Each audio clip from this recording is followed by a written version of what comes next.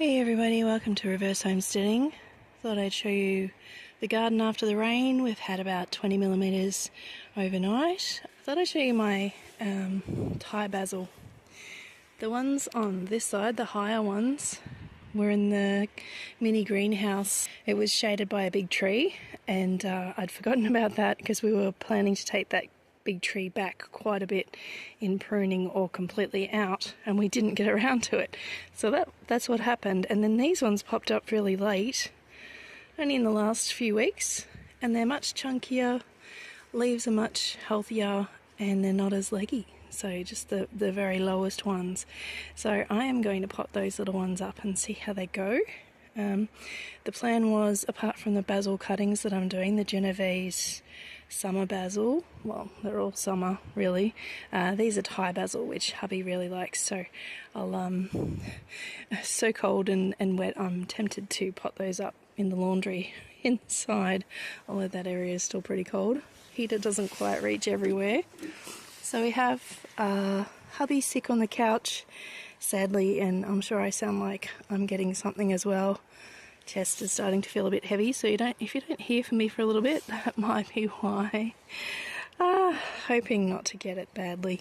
I can't help myself. I've left these little flowers on my... What kind of strawberry is that? I think it just says pink flower. Very sweet fruit. Yeah, it just says sweetest. I guess that's the actual variety. I was looking for some frostbite. But yeah, these are turning autumn colours up the top here. They weren't before, but I have been covering them overnight for the frost. So, having trouble with one of the frost covers. I should have hemmed the edges. I do so, but this poor little butterfly garden ornament light has copped some thready bits from the edge of the frost cover again. So we will, I'll have to do some sewing, I think, at some point. The crocus are getting more and more little leaves. Aren't they cute? I was thinking perhaps that one needed to be separated, but it looked like I was going to rip it in half badly if I did, so I'm not sure if that's one or two plants, but I'm happy for either. Ooh, what's happening there? Has anyone grown crocus before? I haven't. I wonder if it's too early for flowers. My goodness, I would have thought so. I'll have to keep an eye on that, because to get the saffron out of the centre you have to grab it as soon as the flower opens. I forgot to show you the other things that I planted the other day in the rain in my Swedes and rutabaga planting video one or two videos ago. Hunter River brown onions, which I grew from seed. It looks like some of the wheat is popping up. Well, that doesn't look like wheat. I dumped out some potting mix here. Maybe they're peas. That'll be exciting. This native currant is supposed to be evergreen and it's looking a bit sad, but I think it's just the cold weather. Same with the mango. When we lived on the Atherton tablelands, mangoes used to do that in the wet weather, so I'm hoping it's not frostbitten. Those two leaves were on the edge of the frost cover here, so we shall see. I'll take the leaves off and see if it keeps doing that. The little kitty sandpit. Tarpaulin was a bit old and obviously not well secured, so wind plus rain is always a tricky thing. Thankfully no possum poo in there, but I'll have to sort that out later. Drain off the water. As you might have seen in my video with the bee in it, my mini greenhouse doesn't have a whole lot in it now. Yeah, just the standard kind of things, mostly onions and spring onions. The lemongrass is still going alright, and it's still green here. It looks like it's going to shoot again, so that's 3 out of 3, that's pretty good. I was going to show you about this compost. It was only half full. It has things in there that rats and possums might like to eat, but I was missing being able to use those things in my compost, so I thought I'd go back to something I did on Rocky Tropics Gardening, Tropics with an X, just promoting myself, my other YouTube channel.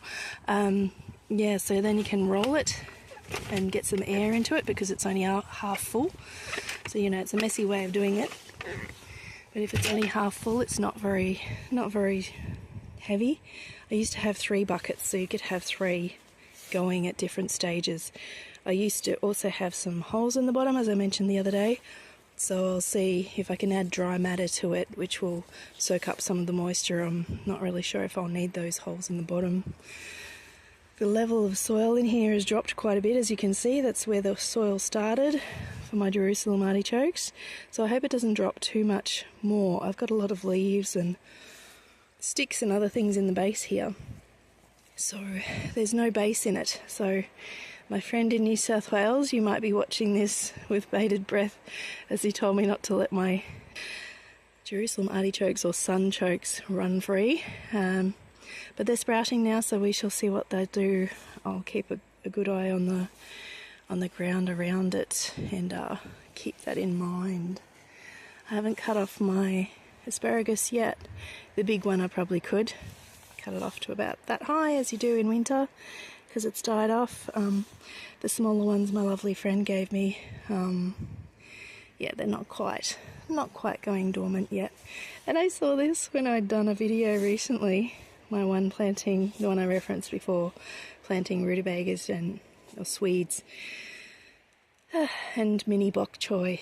I'd forgotten to plant those ones, ran out of time and energy, but yeah, I just actually didn't see them, which is funny. It was a very cold, wet day. As you can see, my trellis is getting used now by my sugar snap pea. The other sugar snaps aren't up yet. Maybe it's just too cold. Some things just don't like being started.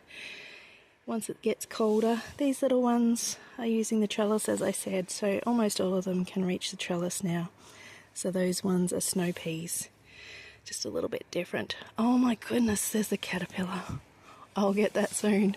I won't show you that on camera, but yeah, right there, if you can see it. I thought I got rid of most of them. Oh, there's another one there. I'll have to go on a caterpillar hunt. As you may know, I do things organically here, so things do get holes in them, but they do last. These little mini Bok Choys are doing so well. Planted them yesterday on a very cold day, and they're all standing up straight, looking happy, so that's great. I think that was almost everything I was going to show you, apart from the blueberry. Look at that, it's so beautiful. As I've said before, it's a Denise variety blueberry. It's one that's deciduous, loses its leaves. I have had evergreen ones before. As I said before, the cuttings of these that I started in March didn't work. I'm thinking they didn't have enough warm weather to really sprout until they went dormant. So perhaps if you're doing blueberry cuttings because you've just planted a plant, as I had, and couldn't throw the bits away, you wanted to make cuttings out of them, be aware that unless it's an evergreen one, if you're doing it in summer, it may not have time to kick on before you get to dormancy time for it. I think that's pretty much all I was going to show you today. The other thing is, this is actually, in my other video I called this a black-eyed pea, or a black-eyed bean, and it's not. It's a turtle bean or a black bean. So I'm just waiting for these pods to fill up a little bit, and then I'll take the pods off and cut this one off as well, so that it can send its nitrogen back into the soil. Oh, and I did plant some real cowpeas over there, some black-eyed peas. So I don't know how they'll do in winter, but they are pretty tough little plants. So that's all for today. Thanks for watching. Hope you're having fun in your garden and whatever you're doing. Thanks for watching. I'll see you next time.